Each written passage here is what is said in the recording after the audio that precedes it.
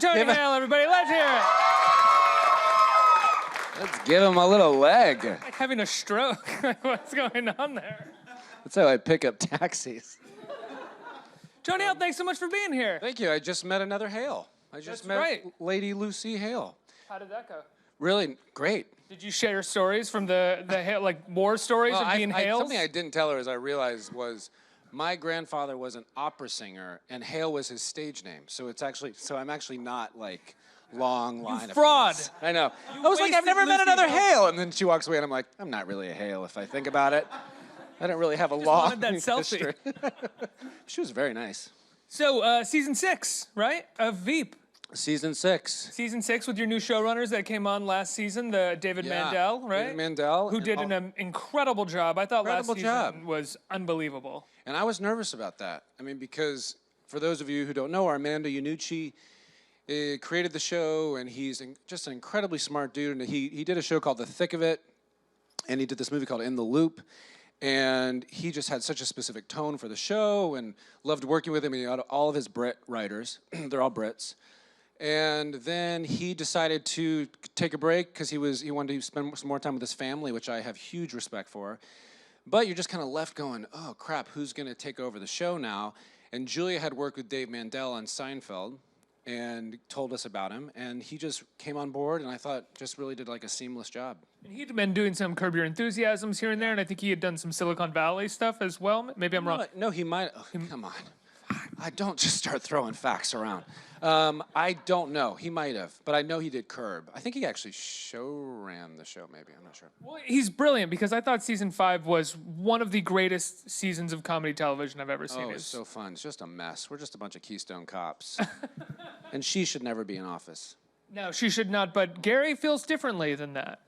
Oh, my character thinks that she's the Mother Mary and doesn't understand why the country didn't hand her the presidency, because she's the obvious choice. But in reality, she's just a horrific human being. And she got into the position just out of her own ego, and doesn't even care about the people. But my character Sounds so familiar. I heard in the audience someone go,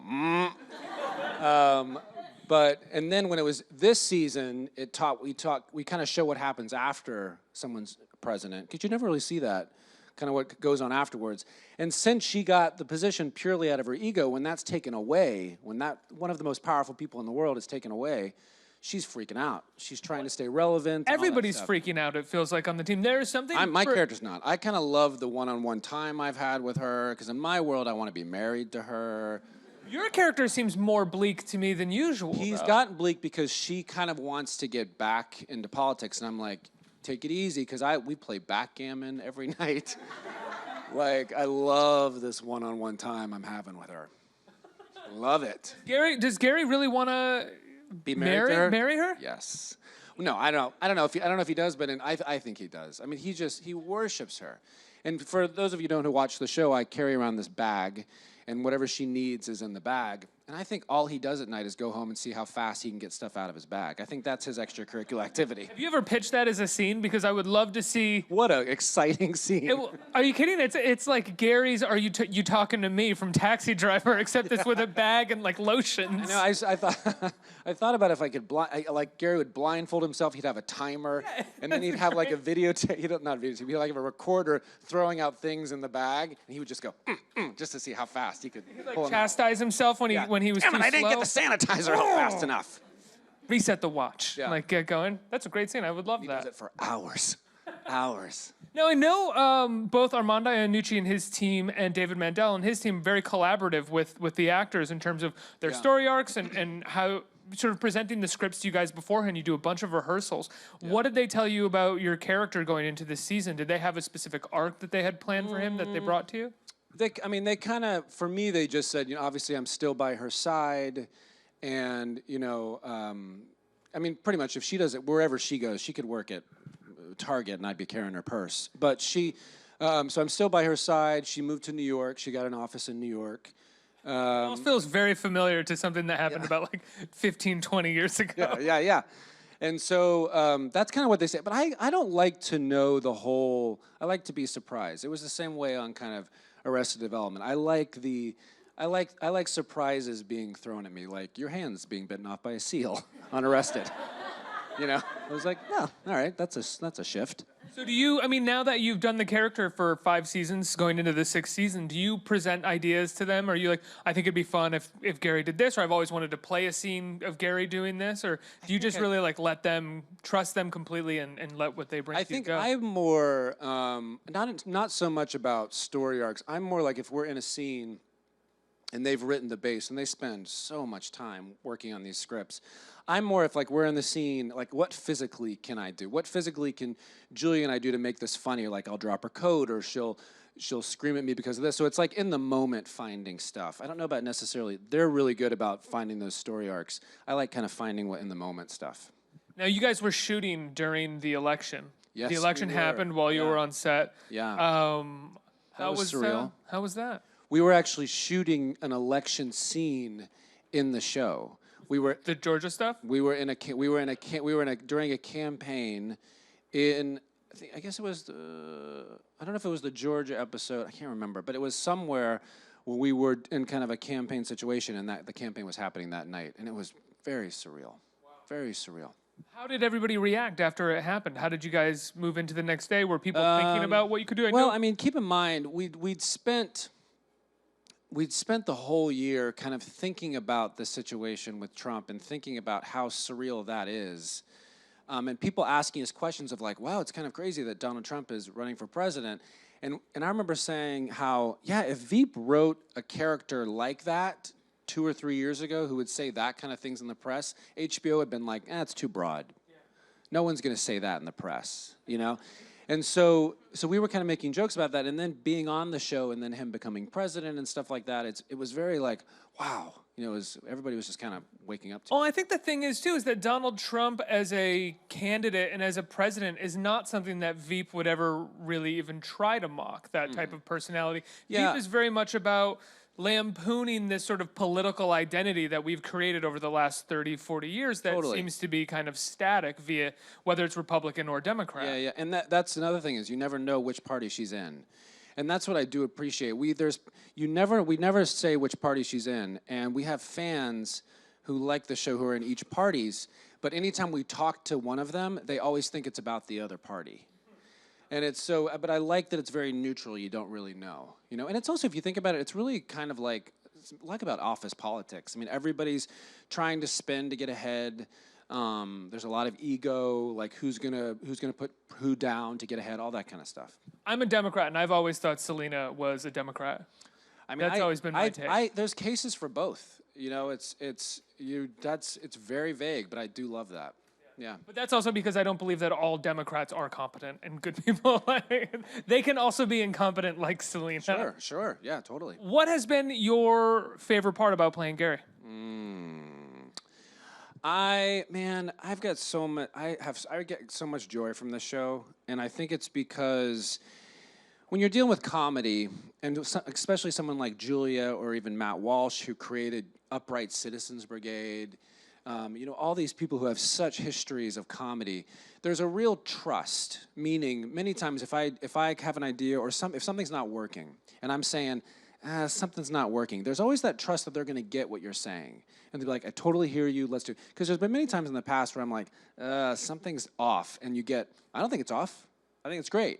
And so we're not on the same page. Immediately sometimes. Defensive. Yeah, and we're not on the same page, but I feel like we're all on the same page. And it's just kind of being in an environment where you feel heard and you kind of get the same comic sensibilities. That's a huge gift. I love that. How hard is it to do, I mean, because quite often your character is, I don't want to say slapsticky, but there is physical comedy involved. I think in this next episode I'm called the world's bitchiest mime.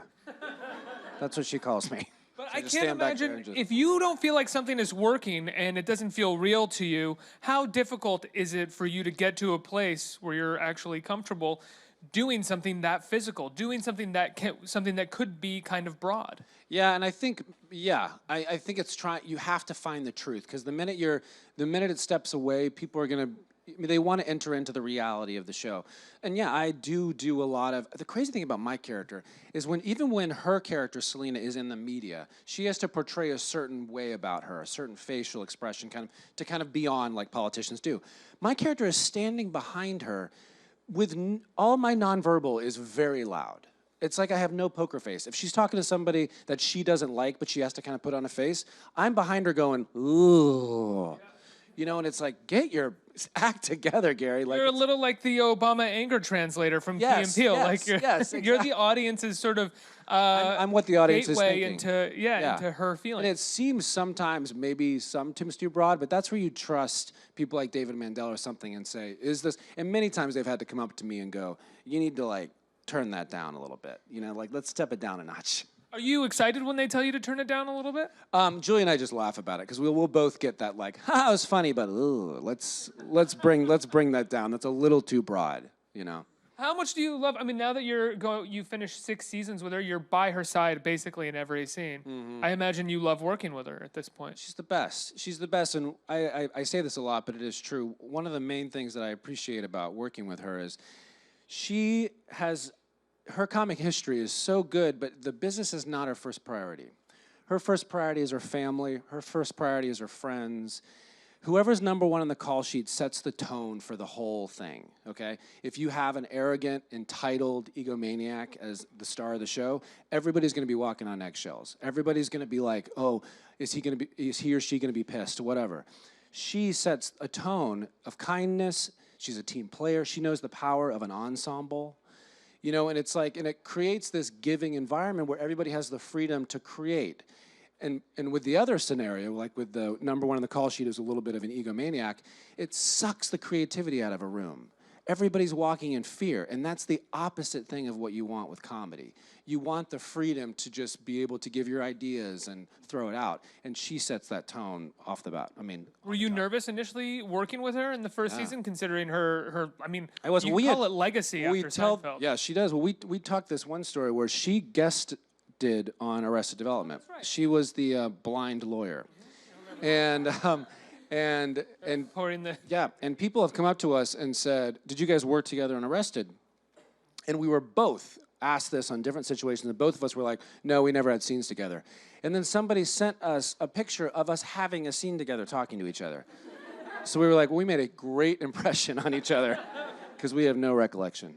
Well, you move that fast in TV. I imagine that sometimes it's hard to, and I would imagine or it just didn't Arrested mean that much to me, clearly. And I didn't mean that much to her. Oh yeah, Elaine from Seinfeld. Whatever. Get out of here. Get out of here. This I'm is my hungry. show.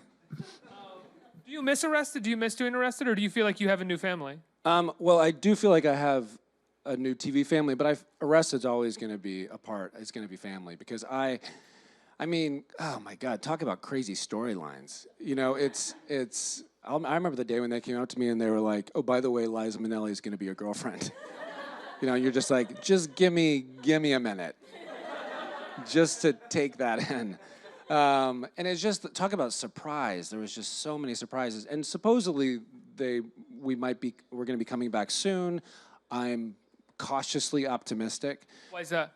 Just because it seems like everybody's schedule's finally kind of clicking in. And why are you cautiously optimistic? Because I think over the years, I mean, I get all my news from the internet.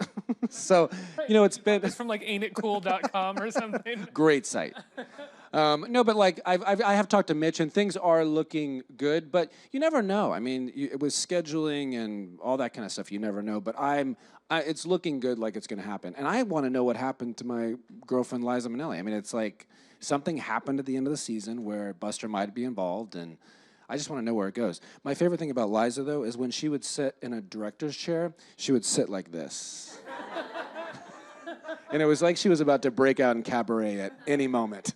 Does she dance casually, like when she's on set or anything? I think her whole life is just like a dance. I mean, she is so fantastic. Because when I was told that she was going to be my girlfriend, you know, that could go many directions. I didn't know, because talk about an icon. She could be just like crazy and mean or whatever, but she was so gracious, so kind. And I mentioned this yesterday during an interview. She took my wife and I out to lunch once, and she told us stories about her mom, Judy Garland, and they never came from a place of, I know, Yeah, they never came from a place of ego, her stories. They just came from a place of just sit down and listen to my life. You know, she was raised on the MGM lot.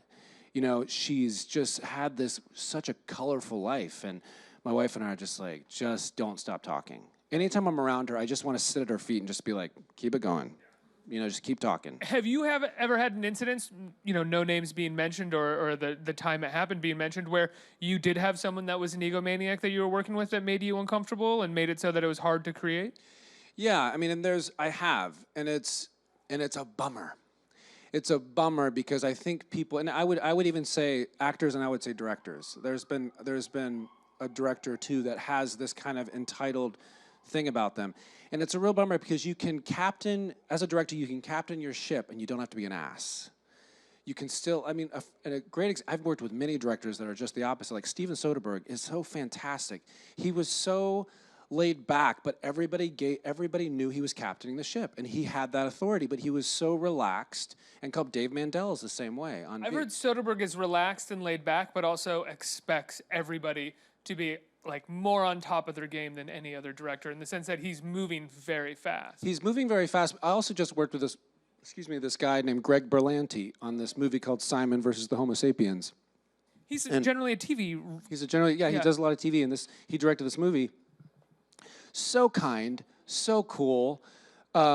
He just treated everybody the same, but he still had that authority. Like everybody went to him because he was the authority, but he did it without being an asshole. And I just think that's exactly how it should be.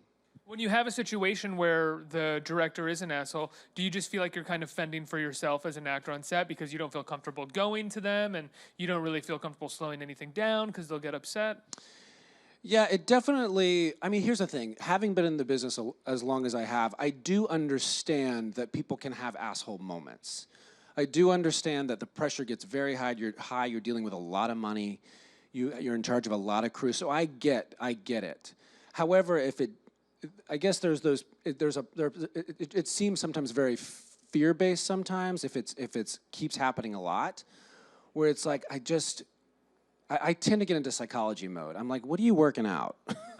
You know, what are you working out on set here? But I haven't had a lot of those opportunities. I've mainly worked with really cool people, but every now and then you get one that's, and actors or something that's just kind of that way. And it's always that sense of like, why are you that way? And I want to kind of get into it, be like, what happened to your childhood that this is coming from, you know? But obviously, what is the movie business giving you that you expected, or not giving you that you expected to give you? I know. But I obviously can't get into it. I always kind of understand it without them paying me. Who wants to pay him? I always sort of understand it when it comes to actors on the set of TV shows because, I mean, not when it's like a continuous thing, but especially a comedy where every day you're showing up, you're telling jokes, you have to be funny, and something could be going on in your life that's personal, or things aren't moving as fast as you want it to go, or there's an actor on set who doesn't necessarily get the scene, and you're trying to keep moving. I've seen on sets where an actor's been like, "Can we fucking go?" And it's like, that makes sense. Sure, but that's what's so great, because everybody has had those days, because it's life. You live life, and things happen, and you have to show up to work. But what's great about having a kind of cast like this, or even on Arrested, you're friends, you know, and it's just like, you can go up to them and being like, I'm having a really crappy day. And then there's that support. Like, many times, we've all been to each other and been like, this just happened, I'm not really present today. And you encourage each other, you know, and you're there for each other, and you kind of help each other through it, you know. Let's get some questions from the audience. Who has a question? Yeah. Hi, my question is, what is the funniest thing that happened on Veep that didn't make it to air? Oh, nice. By the way, I love your voice. Thank you. You have a great speaking voice. The funniest thing that didn't happen on air, that didn't make it to air. There has been, oh man, I should be more prepped with this question. I guess the first thing that I think about, it would never make to air, is the amount of times we break. I mean, I consider myself the person that breaks the most because I'm incredibly unprofessional. I can't keep it together. Doesn't Julia break a lot too? I mean, I've seen Julia breaks a lot, and she digs her nails into her hands to keep her from breaking. I just look in my bag, and you just see the top of my head, Or I'll just flat out turn my back to camera, which is like, come on. Makes you break the most. She does, because, I mean, everybody makes me laugh, but I'm so close to her, like, she'll just give me a little sound like, ugh, or something, and I'm just like, just lose it. And I've said this many times before, but she said to me this once, she says, Tony, you're not watching the show, you're in the show. And I was like, all right, it's a funny show, give me. But because I remember, you're too young for this, but I remember watching the Carol Burnett show, and my favorite parts were when they broke, when they made each other laugh, and I wish more shows would put that on air, because it's like, oh, that gives me so much joy. But I'm trying to think of stuff. The thing is, we shoot so much, and they have to cut it down to like 28 minutes, I think, so a lot is cut. However, I will say, one thing I do appreciate about the show, they always put out the deleted scenes. Yeah. And so that helps me remember stuff, and of course I can't remember one scene that was deleted, but many. Sorry. Next question. Hi, Tony. Hey. First, thank you for becoming the Prince of Awkward. Yeah. You're great. Yeah. I do awkward and emasculation good. really well. My question is, what character would you like to create or play, and what do you see yourself bringing to that character? What character would I like to create? I mean, the first thing I think about, my buddy and I are writing a script right now, and it's kind of in the development stages, but I go back and forth. Like, I love playing dark and evil, because I think there's a woundedness. Because I mean, you know, I do play awkward. I do enjoy playing awkward and a lot of anxious characters, but it comes from a place. I was kind of an awkward kid. I dealt with anxiety. You know, I know where that can come from. But with evil stuff and dark stuff, there's wounds underneath all that, and I love finding those kind of vulnerabilities underneath there that kind of makes it a lot more interesting. So I would like to do that. But I also love like a story, like one of my favorite movies is Punch Drunk Love with Adam Sandler. And his journey of starting off as kind of this quiet, meek guy who didn't get, and you just see once Emily Watson, was that the girl that was in it?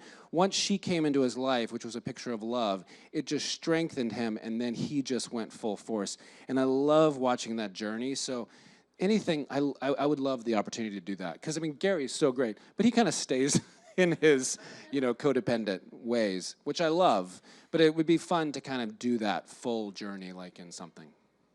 Next question right here. Yeah. Hi. Hey. I have two questions, actually. Sure. So one is, of course, this season, your relationship with Selina, how was the trajectory for that? How was the what? Your relationship with Yeah, Julia sure. Scott. And then off-screen, like on the sets, how's your relationship with the other co-stars? Yeah. So with Selina, my relationship with her is, okay, first of all, the last season ended where she didn't get president. And obviously she was upset, but I think I was more upset because my character doesn't understand why the country has, again, just not handed the presidency to her. She's the obvious choice. And so I had the opportunity to lose it to her team last year because I don't feel like anybody does enough for what they could do like I do. And so I was furious. But when she wasn't president, this year it started where I kind of realized, oh, I'm with her, and she doesn't have anybody else, and security and press and political obligations are not drawing her. I got her to myself, and that is just a dream for Gary. I mean, so it started off like he was in heaven, and then obviously as the season goes, it's going to turn. But my relationship with the other actors is, as I mentioned before, it's just, I love that I look to him like I'm forgetting them. Okay, who's this?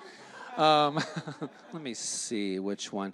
But you know, it's been 6 years, and it really does become like this family. We shot in Baltimore for the first 4 years of the show, and it kind of was like actors camp. Like we just kind of would shoot, and then we would go to get a drink at night and talk about the day, and we got very close because you know all of us were away from our families, and that's hard.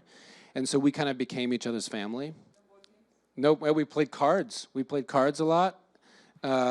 but then this year these past years we're in LA, but we just love each other. Yeah. Is this guy Sam? Is his character becoming a kind of enemy for you in this season? Well, at first I think there was a bit of a who is this guy kind of coming into the territory, but I have love no idea he's challenging anybody either. No, he is such a force of joy in the show. He just always thinks optimistically. He thinks, and Gary is so, it's such a, I don't know what it is, but it's just a codependent disaster with her. So it's been fun to kind of find out our differences, like that. Yeah. Oh, I think we have time for one more question. Who's Hi right there. here? Hey, how's it going? Hello. So I have 2 questions. I don't know if we'll have enough time. I love it. My first question is, in your own words, I'd love to hear about how comedy has brought joy in your life outside of just your career. Sure. And then my second question is, what's your favorite collaborative moment of Arrested Development? Over Arrested Development. Yes. And you can also say Veep, but... Okay, sure. No, only Arrested. I would say how comedy has brought me joy. Ooh, that's a hard one because the first thing I think about is when I was in the 7th grade, I moved to Tallahassee, Florida. My dad retired from the Army, and I was in the South. It was all about sports. I'm not a sports guy. My parents, I didn't know. I was an awkward, spastic kid. And my parents signed me up for this theater called Young Actors Theater in Tallahassee, Florida. And it was just like an immediate, I found my people. And even if somebody doesn't go into the arts as a career, I think that environment is so necessary for certain personalities like myself. And then I was doing shows and all this kind of stuff, but I got making people laugh and the comedy of it and finding the comedy, finding the chemistry. It was like its own, some kids get a high off science and putting stuff together.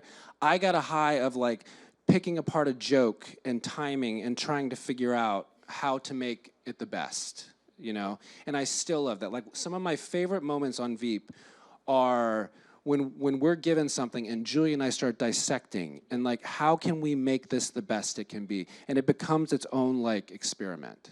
And the best is we can both hit it, and we hit it, and then we start riding that comic wave together. And that really is just such joy for me. And then I would say on Arrested, what was the Arrested question again? Your favorite collaborative moment. I give so much credit to Mitch Hurwitz because he came up with so much of what happened. But I do remember the first thing that came to my head was this last season. There was so much with my mother on the show, who's played by Jessica Walter, who's Lucille. And of course, my girlfriend's name is Lucille also, which is a whole other psychology lesson. Jessica Walter also, even though she continuously plays these sort of evil mothers, she's she was here a couple weeks ago. She's the most wonderful, delightful woman. Oh, she's so sweet, and she's very theater and loves the theater. But one of my favorite things is when they came to us and they said, she's gonna be smoking in the room, but she can't smoke in the room because she's on house arrest. So you have to inhale the smoke out of her mouth, hold it, and then go outside and blow it out. And the fact that Buster just said, okay, he just hasn't, he's well, that's just a normal day. And so having her smoke and then me inhaling the smoke out of her mouth and then running outside the door and then blowing out, that was one of those that's true collaboration right there. Tony, on that note, Veep is on HBO Sunday nights. It is the funniest show on television. I can't wait to watch more this season. Fun. Congratulations on another season. Tony, Thank Hale, you. everybody. Thanks for having me.